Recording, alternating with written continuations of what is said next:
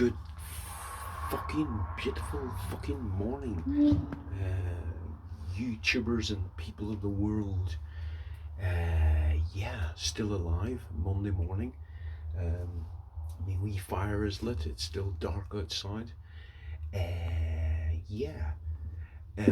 Yeah, this is a bit tricky, really.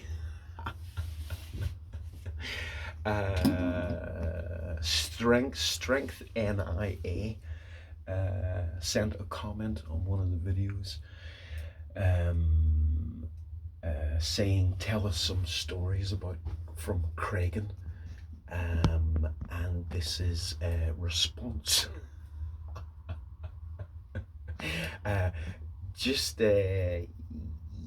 yeah, just to explain to uh, any people seeing this video what strength NIA is asking is basically, I'm from Northern Ireland and grew up in a place called Creggan in Derry, and it was a strong Irish Republican estate. A lot of rebellious, non-mechanical human beings there. Yeah,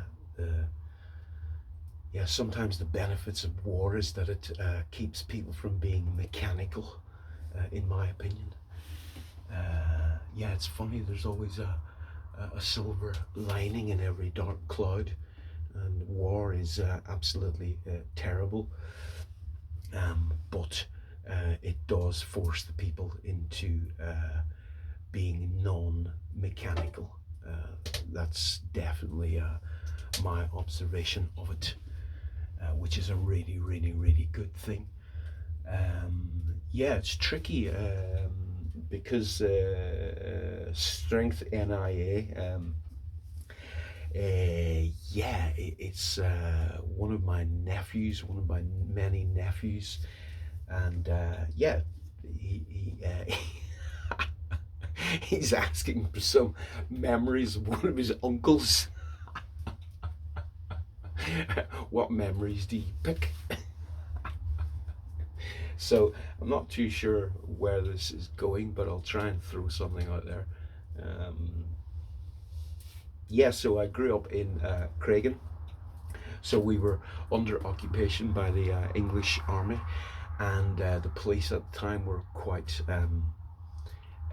brutal, soulless human beings, seeing a lot of atrocities as a child and as a young man. Yeah, I was into birds and dogs when I was a child, and I made a bird table. I was quite young, about 8 or 9 years old, but I don't know how I managed to do it. But I made this bird table, and my father let me put it up, and then I would sit at my windowsill with binoculars and observe the birds. And one fine morning, there was yeah, there was a young man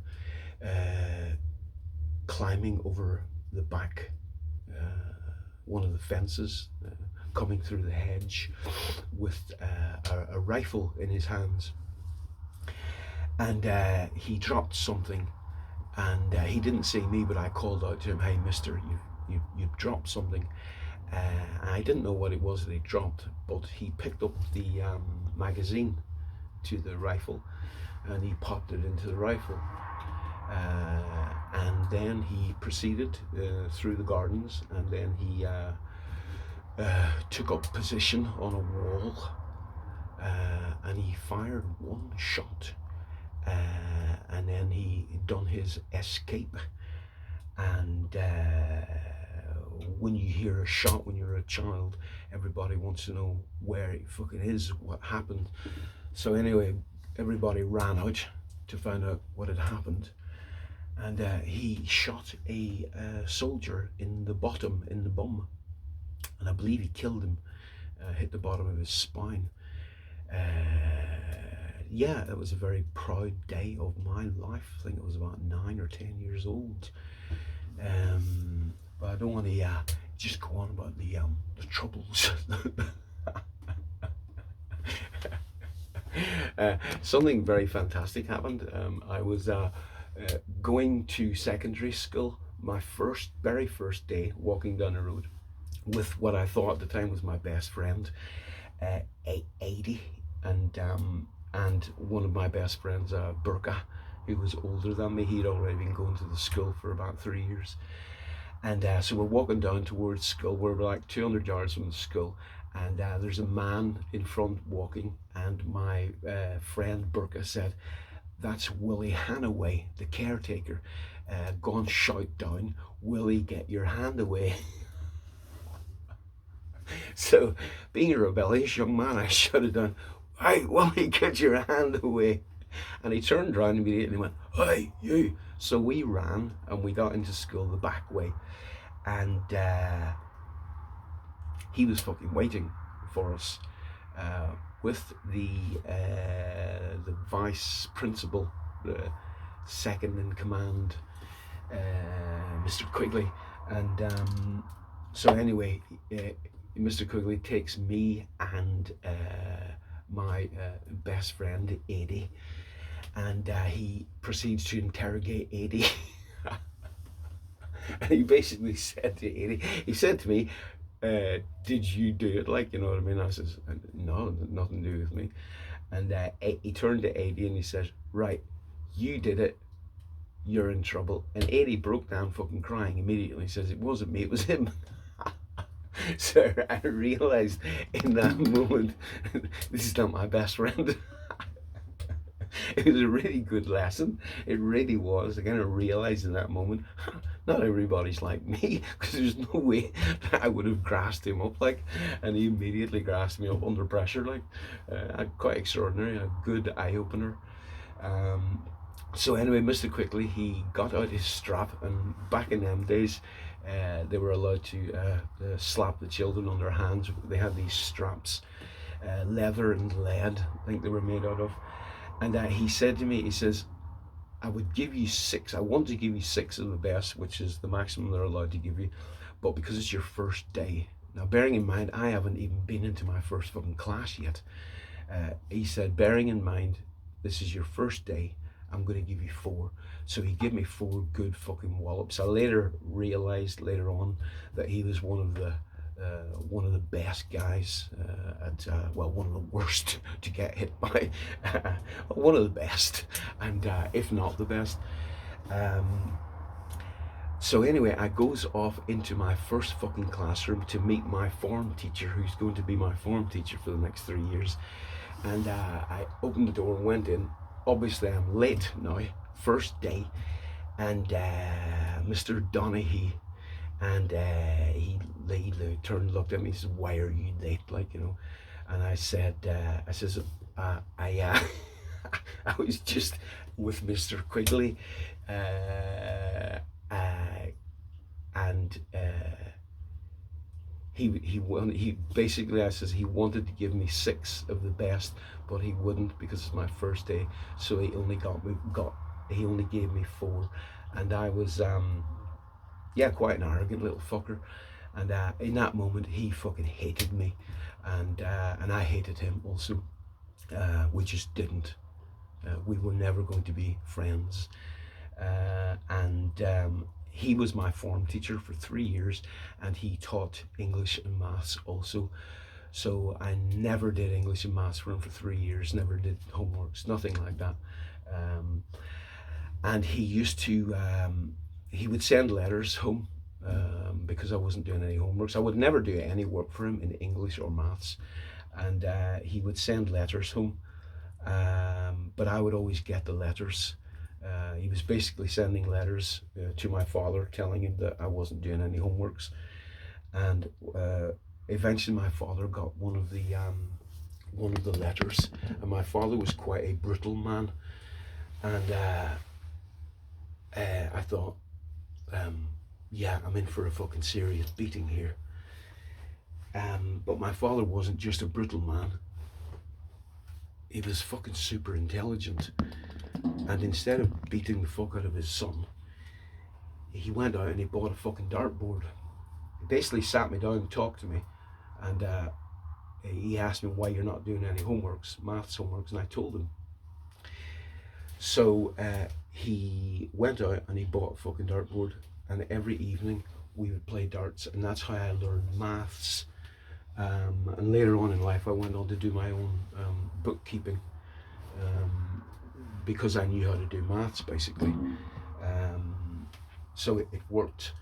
And then my father told me one night about his experience in school, or one of them.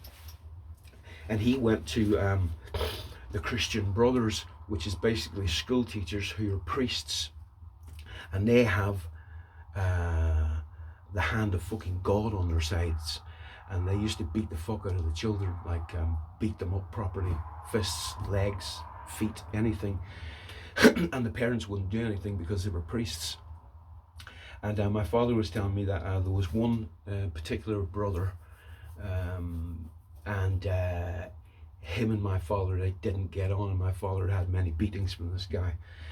And so my father stopped going to school, and his father eventually found out, and he forced him to go back to school. So my father told me that, he says, I went into the college, into the school, and he says, I walked into the classroom, he says, with this particular scumbag priest, and he immediately said something to my father, and my father knew this is going to be not good. So I remember sitting in school, and you always have these desks that you would lift up, the old desks, and they would always have a hole at the top for putting the ink wells, these pots of ink, and that's what they had in his school, except they had the bottles with the ink in, because that's what they were using. And my father, he says, I got my jumper, he says, and I pulled it out, and I went round and I collected every fucking jar of ink. And he proceeded to throw the jars at the teacher, at the priest. And he says, when I was finished, he says, there was this brother in the corner of the classroom covered in blood and ink. And then my father walked out. That was when he was 11 years old, and he never went back. Yeah, what a goddamn fucking Apache fucking warrior, huh? Yeah, like I say, he was a brutal man, but he was definitely fucking intelligent. Yeah.